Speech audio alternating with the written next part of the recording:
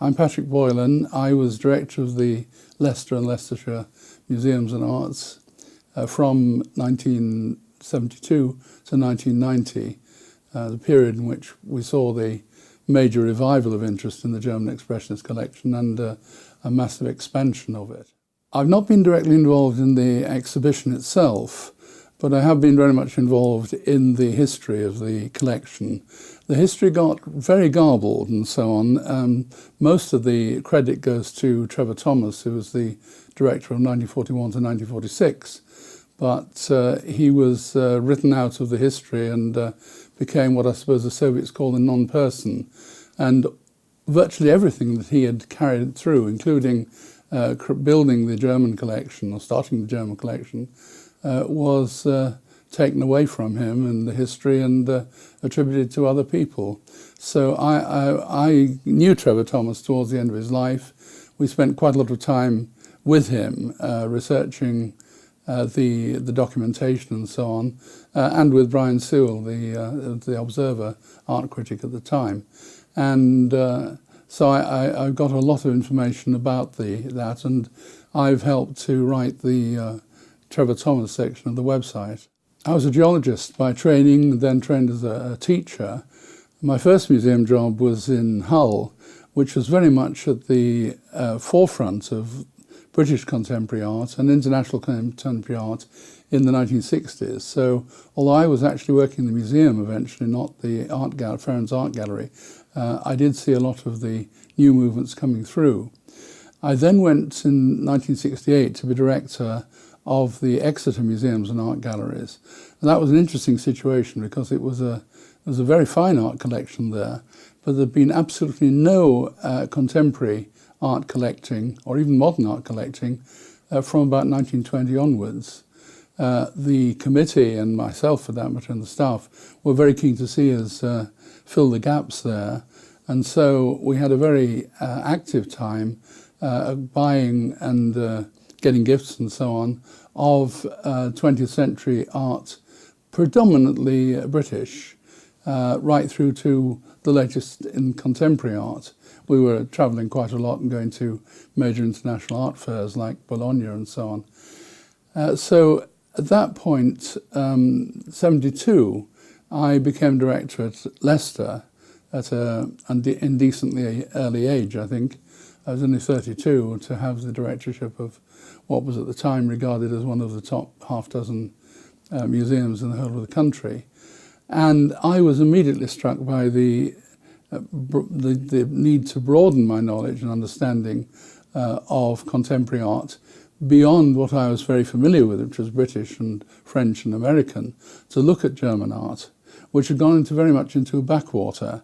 A number of people have argued that had it not been for the First and particularly the Second World Wars, that Germany would have been the centre of the modern art movement of the 20th century and not Paris. So that was a very rapid learning curve. I was very lucky in that we had a superb young curator of arts, Barry Herbert, who was very knowledgeable in this. He'd also worked briefly in the London art trade as well. And so with Barry, we started very actively building on the German collection. Actually, the initial collection became very much stalled after 1946. A small number of works were required, including some of the greatest and most famous ones. Then in the 1950s, we had a collection of Schmidt-Rottluff watercolours given by Madame Rosa Shapiro, Dr. Rosa Shapiro, but very little contemporary or even 20th century art was bought in either before or after that period.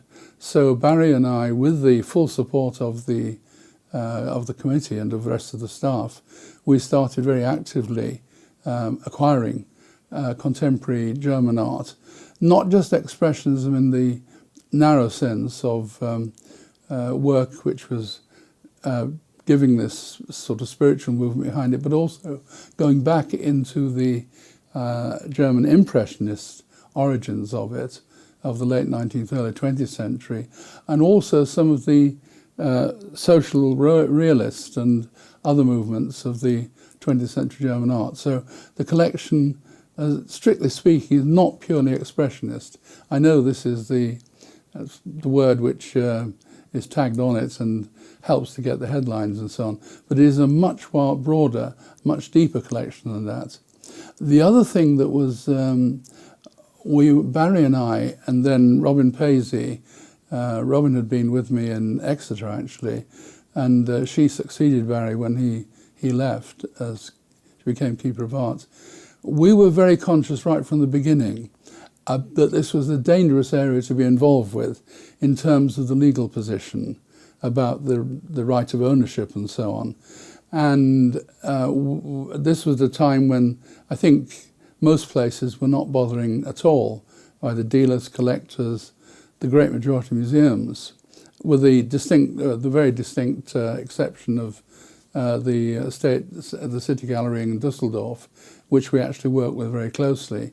We were very conscious of the fact that tens of thousands of very important 20th century German works, and of course hundreds of thousands of other works of art, had been looted or stolen or taken on forced sales during the Nazi period. And we would not touch anything unless it was actually coming from an identifiable source. What the current jargon is, it's got a good provenance.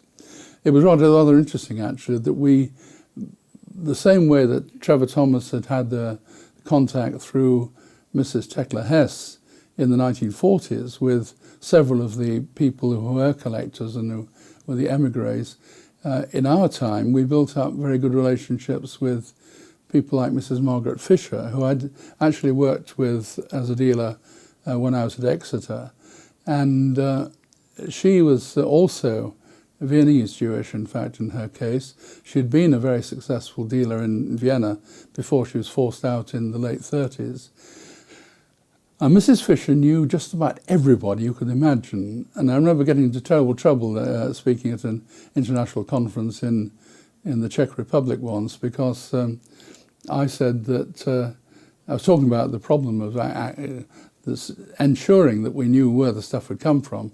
And I said, well, actually, you could almost put the Belsize Park Reform Synagogue as part of the provenance of a lot of the things we bought. And of course, people straight away thought this meant I was been looting from the synagogue. The other way around, what it was that we had contacts, not just through Belsize Park, but within the broader community, both in Britain and on the continent and in America to some extent, which guaranteed that we were getting stuff from the real source, from the genuine owners.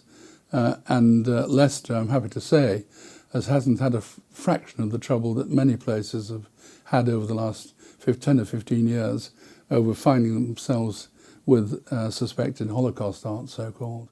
Well, obviously you get a very personal buzz about getting important things, or even just not necessarily very important, but exciting discoveries and so on. And that was certainly something that went with me all the way through my career. My predecessor, Trevor, who was a very great museum person, president of the Museum Association, went on to Glasgow, where he created the Burrell Museum. I remember him saying once that the secret of being a successful museum curator or director was sublimating kleptomania. In other words, you needed to have the collecting instinct, but be prepared to do that for other people rather than collect stuff for yourself. So there are many things which I have great affection for across the whole of the collections, not just the art collections for that matter. For me, I suppose that the initial founding collection of 1944 remains still, some of those works there remain of enormous importance. The Emil Nolde Mask, for example, behind the City Church by Lionel Feininger, but perhaps above all, the so-called Red Woman by Franz Marc, who of course was killed by the Allies in 1916, what a great art there would have been if he'd not died at such a young age, with several other key figures of that period. And I was really very interested in how that came about. How on earth could you, at the height of the war, go and buy something which was so blatantly related to the enemy? The only concession that was made was that they used the name Mid-European modern art and left the G word, the German word, out of the title. But otherwise, that was extraordinary. And one of the things we had this worry about the traditional history, which had written the director Trevor out of the story when he was dismissed on the town hall steps, having been not convicted but bound over to keep the peace because he was homosexual. One of the things about that was that his central role in collecting that, acquiring that work, was completely written out of the history.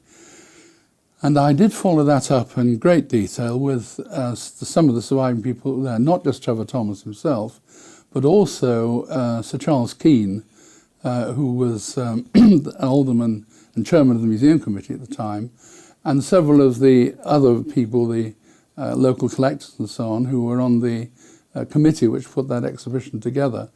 And Charles Keane told me that they argued for over 2 hours about whether they should buy the Franz Marc Red Woman. The Principal Attenborough, the principal of the University College, the father of Richard, David and John Attenborough, he was co-opted on the committee as the president of the Literary and Philosophical Society, and he immediately proposed a formal resolution that they should accept the director's advice to buy this picture for £200. Some of the literature today says 350, but that included another painting. And it went backwards and forwards. Several people on the committee were vehemently opposed to this on all sorts of grounds. Eventually, Charles Keane told me, he said, look, this is ridiculous. We spent over 2 hours arguing about £200 for this picture. The director thinks we should have it. He's even said that although he can't really afford it, he would, if we refuse, he would actually buy it himself. Surely we can spend £200 on buying a Scarlet Woman for our bachelor director.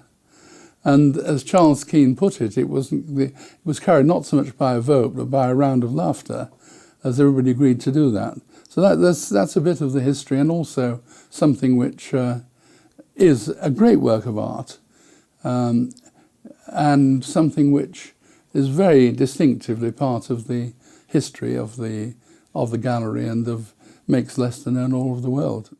Thinking of my period as director, during that time I think we acquired something in the order of something over 100 additional paintings, drawings, graphics for the German collection, massively increased it several times over in size. But quite a lot of these were on a very much an unexpected basis. In some cases we had a very distinct shopping list, and we would put out feelers, perhaps through Mrs. Fisher and her contacts within the former refugees in London or on the continent or in Germany, and we'd pick up what we needed on the shopping list to give a balanced collection. But occasionally things happened which were utterly and totally unexpected. And one of these, we got a telephone call from one of the dealers, Gillian Jason, who was in Wigmore Street in London, that we used to have do some work with. And she phoned up and said, the most extraordinary thing has just happened.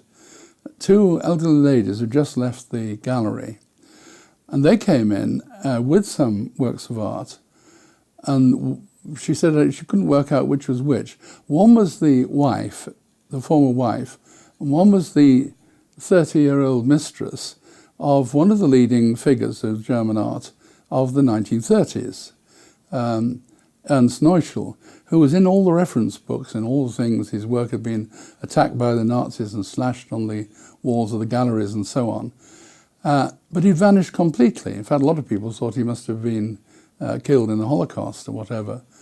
But these two ladies had come in and said, no, he'd only died a few months before in South Wales. What had happened was he'd fled eastwards.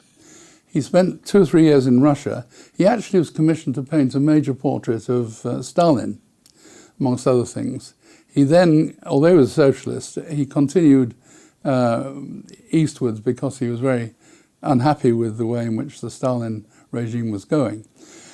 And he eventually ended up coming to Britain, and after a short period in London, he went to South Wales, and there was a small exhibition at the National Museum of Wales of his works, which is completely forgotten. After that, he changed his name to Norland. He started painting flower pictures and selling those, and they became quite well known for doing this. Nobody knew that this was one of the greatest figures of the new realism of the 1930s and so on. And so Robin Paisley and I shot down to London to have a look at some of this stuff, and we acquired several of his major works from there, including perhaps one of the most famous ones, the so-called Negermutter, of the black mother breastfeeding the child, which was a well-known painting that had been missing for 50 years or so. So that's something which has a very special personal resonance there. But you get little things like that which come through. One of the things I think that's still very important is that we still need to continue to do some serious research on what actually happened in German art between the 1900, 1910 through to 1945, because the history is not, in fact, at all accurate in my view, and I think that about quite a number of other people. What we have is a history which is built very largely on the story of the artists who managed to survive the First War, survive the Holocaust, or who managed to get their works out and have got good dealers and so on. If you actually look at the people who are regarded as very important of that period, and then you actually go back and look what was really happening in the 1920s or 30s, in the major galleries, in the major academies and so on, the major artists' organizations, you find a very different picture indeed. And a number of places have done studies of that. We worked with Dusseldorf, who I've already mentioned, who did an exhibition which was in Dusseldorf and also in Berlin in the late 90s, I think, which is called Those Who Stayed, and what had happened to the artists who did stay behind and who did survive, or at least their work survived. People like Kathy Kollwitz, for example. But there were many others who sort of vanished completely from history, simply because their work isn't being valued by being in the major galleries or being sold and bought and sold to collectors. And I think we really need to go back and have a serious look at the actual art history of that period. There's still a great deal to do, and I think the latest Leicester exhibition is going to give a big boost to that study. I think a lot of the problems about this relate to what I was just saying now about the history. There were long periods in which this was not appreciated at all. It's relatively recently, I suppose, that people have gone back to looking at German and broader Viennese art, and indeed to British art, getting away from, if you like, the tyranny of Paris or France. And so there were long periods in which German Expressionism, Impressionism, New Social Realism and so on were not actually rated very highly at all, which is one of the reasons why the exhibition in Leicester in 1944 was so utterly and completely unbelievable, because this wasn't actually, quite apart from the politics of the day, it wasn't actually seen within the mainstream. On the other hand, what we've had since then, certainly since the mid to late 50s, is a massive amount of influence from the German movements on contemporary art. The very term abstract expressionism, which was devised to describe what was going on from the 50s in America particularly, and then other parts of the world, is an indication of that. So it has ultimately been vindicated and become, if you like, part of the mainstream story. But we had long periods when it wasn't, in fact, rated very highly.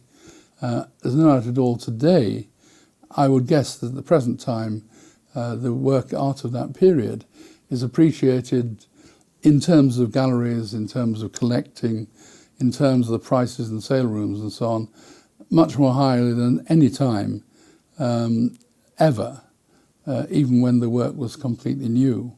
So there is a vindication coming through there, but it's been a long time coming. The New Walk Museum, certainly since the 1880s onwards, and particularly during the 20th and now 21st century, it is a general museum which has got such a wide range of collections in. So people come in with some sort of contact with almost anything, with at least something in there, whether it's Egyptian or geology or whatever else.